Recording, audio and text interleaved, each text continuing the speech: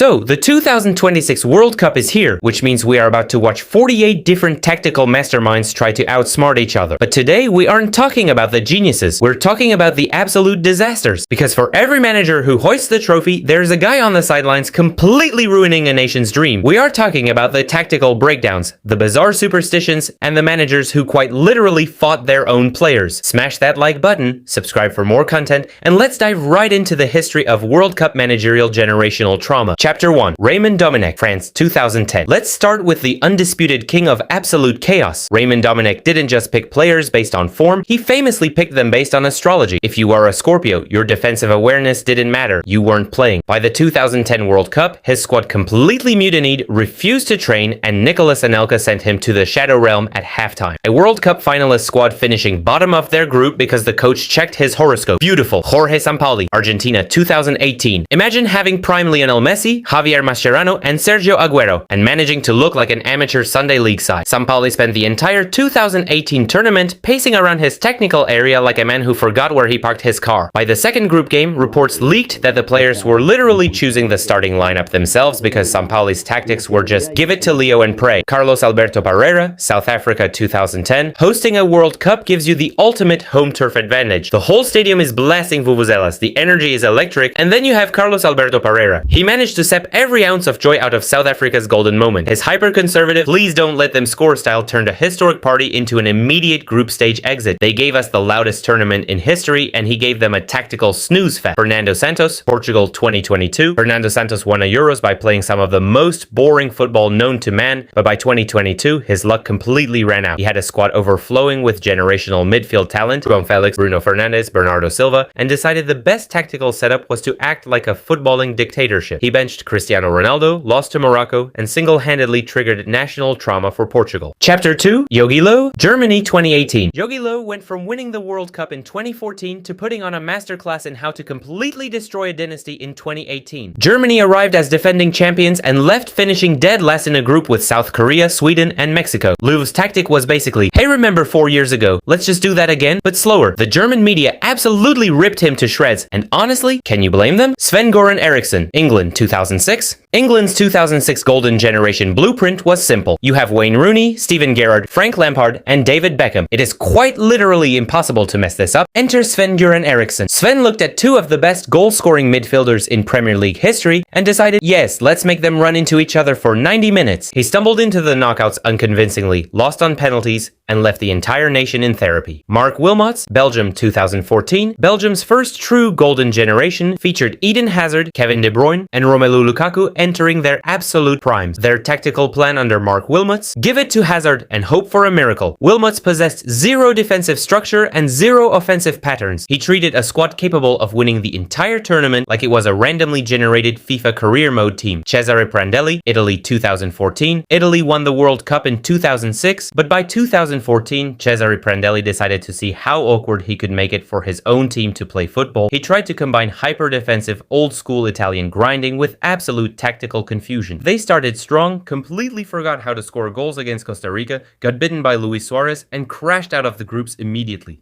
Chapter 3. Bruce Arena, USA, 2006. If you think American football delusion is wild now, 2006 was peak comedy. Bruce Arena took a USMNT that was heavily marketed back home, walked into Germany, and put on an absolute disaster class. The players looked completely confused about the offside rule, the tactics were non-existent, and they scored a grand total of 1 goal from open play, which was an own goal by Italy. Javier Aguirre, Mexico, 2010. Mexico fans don't talk about the 5th game because it never happens. But in 2010, Javier Aguirre made sure it was impossible.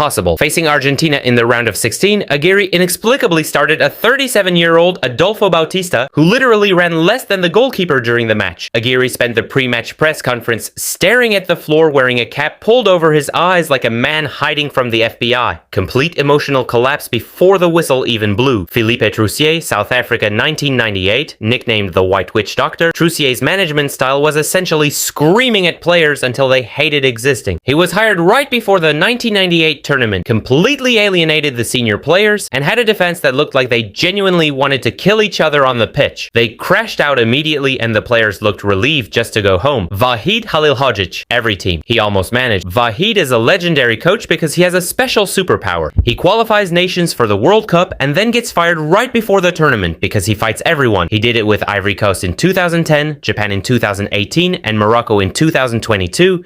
He builds a great disciplined team and then his ego takes over like a total dictatorship until the federation kicks him out. Chapter 4, Bora Milutinovic, China 2002. Bora is famous for managing 5 different teams at 5 World Cups, but his 2002 run with China was a total fairy tale turned horror movie. China's entire tactical strategy was, please don't embarrass us in front of a billion people. They played 3 games, scored 0 goals, conceded 9, and Bora looked like a long-term football manager player who accidentally simulated the entire tournament. Rabat Majur, Algeria, 1986. Algeria has some of the most passionate football fans on earth, but in 1986 their management strategy was pure chaos. When things went well, it was fine. When things went bad, the coaching staff completely melted down. They spent more time arguing with the referees and threatening to take things to court than actually organizing a defense. Aliou Cissé, Senegal 2022, honorable disaster mention. Now everyone loves Senegal and Aliou Cissé is a national icon. But in 2022, when Sadio Mane got injured right before the tournament, Cissé's entire tactical handbook went out the window. Without Mane to bail them out, Senegal's attacking plan looked like it was completely downloaded from a FIFA Regan list. They were physical and organized, but when it came to scoring, they just stared at each other in confusion. Cheikh Diop, Mauritania/various underdogs. We have to talk about the tactical masterminds who show up to the World Cup looking for a holiday, managers who treat the group stage like a nice vacation, have a little sing and dance on the touchline, and leave after conceding 12 goals in 3 games. High vibes, 0 points. Outro, 9:45 to 10. And finally, shout out to all the managers of Iraq, Tunisia, Bosnia, and Ghana over the years who realized they were in a group of death, checked their contract,